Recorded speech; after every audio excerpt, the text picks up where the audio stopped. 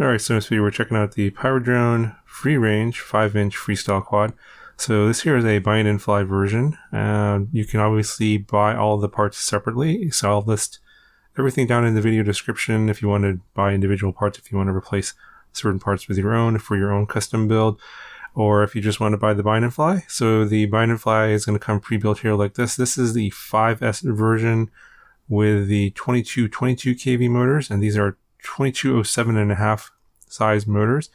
If you want the 4S version, that'll be a 22 kV, and the 6S version will be a 22 kV motor. I think they're all 2207. Now this one here is not a totally final version. It's I've had this for a little while. It's pre-production, but should be fairly close to what you're going to get. You get the frame, this little GoPro mount here for like a Hero 8 or like GoPro style mounting here. That's not included. If you get the TBS version, like here with the Crossfire antenna, this little bumper in the front's included. Otherwise, you just get a standard bumper without the Immortal T mounting in here. You get the arm bumpers, and you get the mount for the antenna in the back here. And this is one of these iFlight 150 centimeter or 150 millimeter antennas. This one here comes with the Caddx Vista air unit with the Nebula Pro camera, and this one's in white. Obviously, probably comes in black or white. Now, this frame is kind of interesting. Pretty typical for a 5-inch freestyle frame, with a couple of interesting exceptions. Mainly the secondary bottom plate here is all aluminum. There's no carbon there. That's this orange piece that goes in the back that holds all the parts. And then you have basically the other carbon plate that sandwiches the arms between the aluminum plate and this carbon plate. This one's like a 2.5 millimeter carbon plate. So, pretty typical. More space here for the camera, less for the back part here for the video transmitter or the Caddx. And then you have your stack in the middle here. It's a Pyrodrone F7 flight controller, and I think it's a 55 amp ESC. I'm not sure if it's BLS or BLA32. It's probably BLA32. And then these are 20 by 20 parts. So the frame can mount either 20 by 20 or 30 by 30. The aluminum plate here will be threaded for M3 holes or M3 screws for either 30 by 30 or 20 by 20 stack. So you can mount, basically put the screw in there and then mount your stack parts on the screw. I don't know exactly what aluminum this is. It's probably 7075. Again, I would check the specs for the frame itself in the video description. I didn't get complete information at the time of the recording of this video.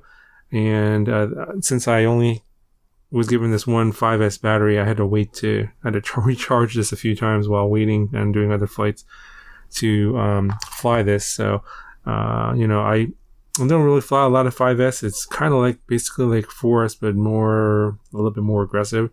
But it's if you want something like I guess in terms of more power, I would go with like 6S and maybe a bigger battery. I think it's kind of a compromise, because if you go to 6S, your battery rate's going to go up. So you don't have all three versions, so I can't give you a breakdown of like typical batteries to use for each one. But usually, as you go from 4S to 5S to 6S, the batteries get a fair amount bigger and also more expensive. But at the same time, you're going to get a longer flight and basically more power throughout that flight for a longer period. So as you move from 4S to 5S, you just basically is like 4S, but like basically 4S on steroids. And it's plenty of power. If you want to fly the 5S version on 4S, you can do that.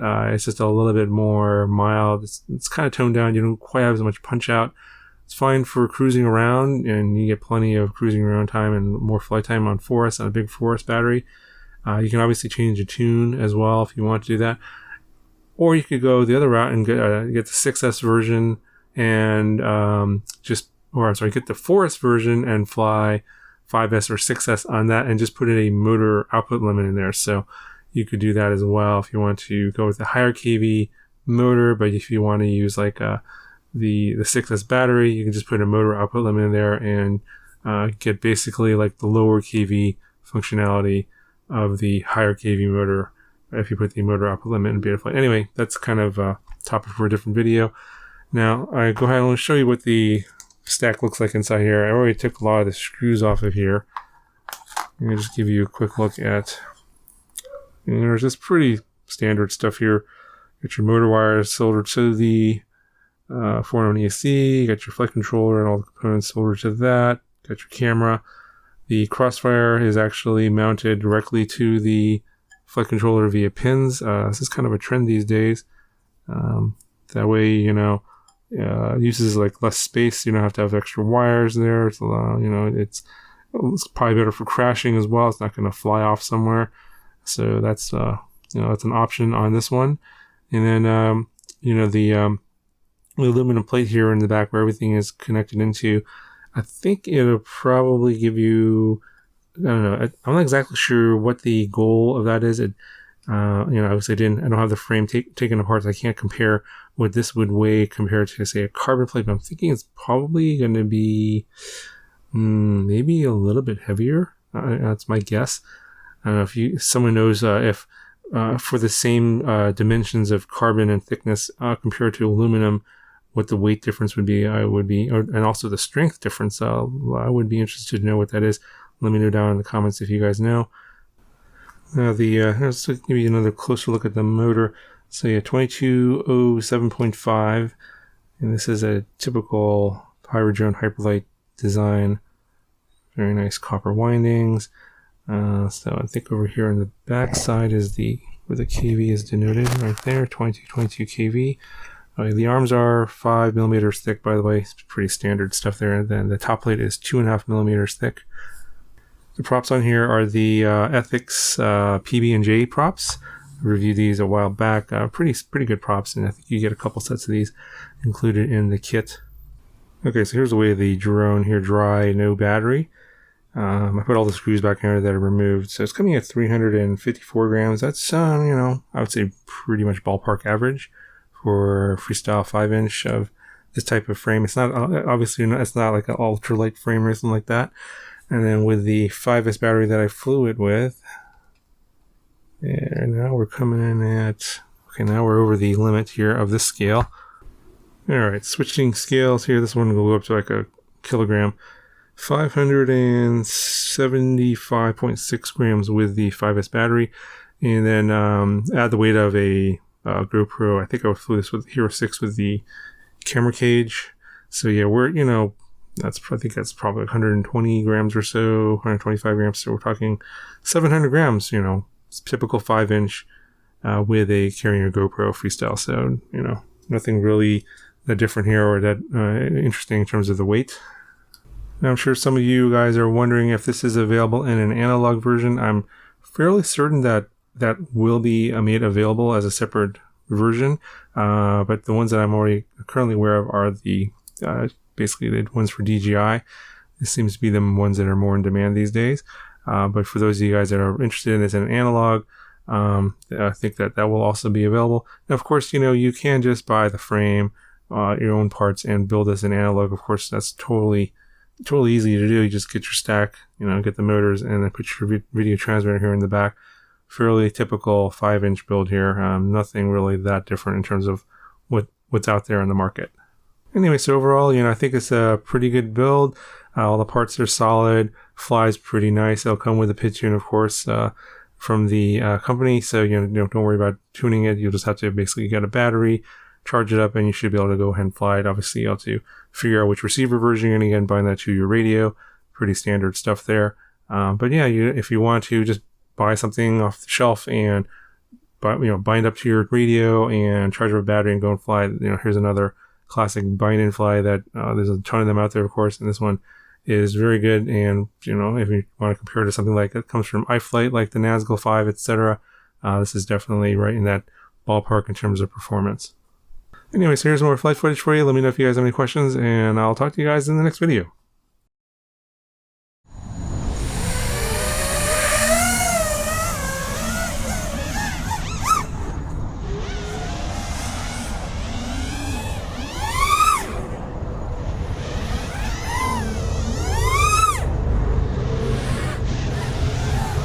So it's got pretty Crazy power on 5S. So you can see here, 2306 motors, but 22 kV. And they scream.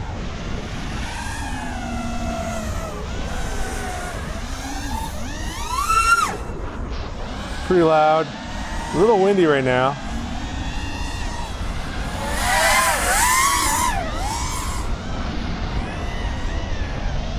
Kind of wonder if the 5S is going to be better for racing versus freestyle. Very floaty.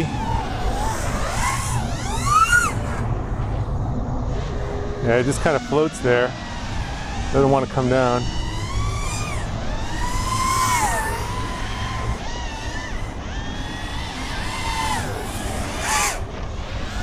If you want to go super fast, you're going to probably want more camera angle.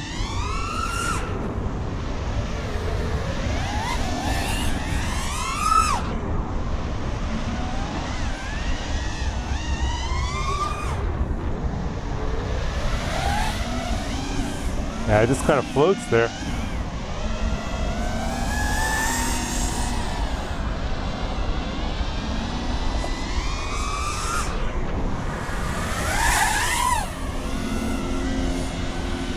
It's not bad. A little prop wash. Probably a minor difference in the weight.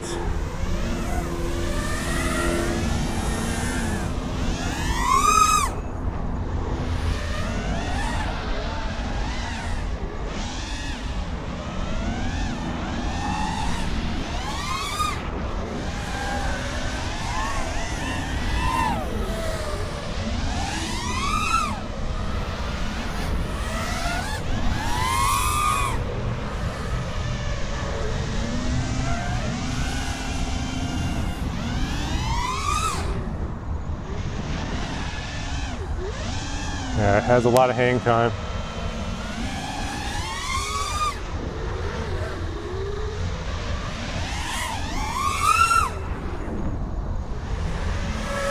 You just set it up with a short burst and it just like floats up there.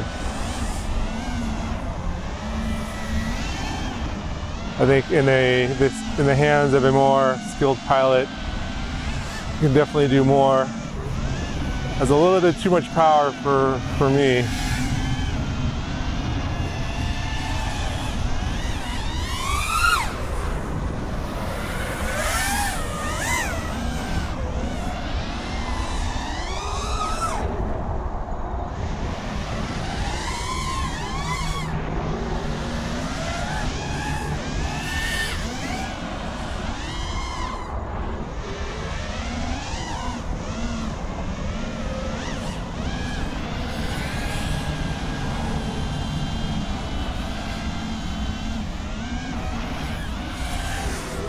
Oh, I think I'm at the end of the battery here already. I have a little too much full throttle punch outs.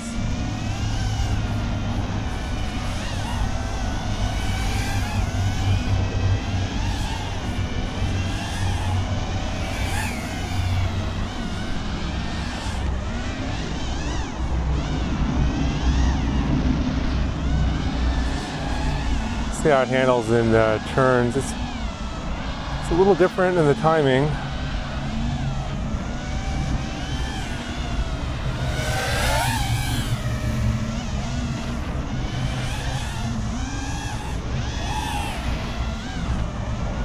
If you're not doing full throttle punch outs, the battery's not sagging, it's just kind of holding steady now.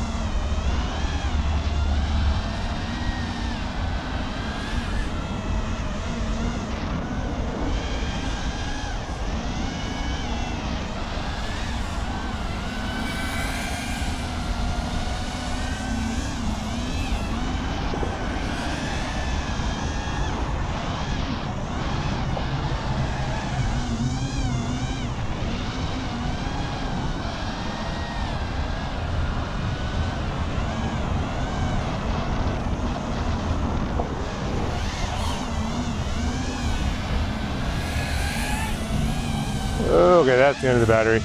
I'm definitely feeling some sag now.